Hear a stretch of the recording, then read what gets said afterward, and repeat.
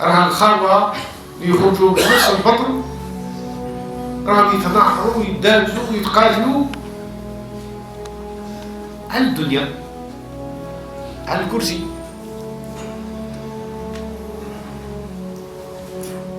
هذه غريزة في الإنسان، ولكن التربية تبدل وتغير في الإنسان.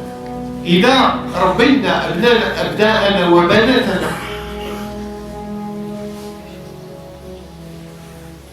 بأسلوب ببيداغوجية السلام المحمدية، هو الذي قال صلى الله عليه وسلم، ونحن نحتفل بعيد المولد النبوي، بأسبوع عيد المولد النبوي، أفشي السلام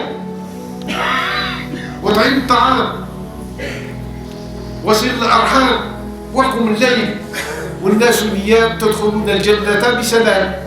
أمرنا به، هدنا إليه، وصانا عليه.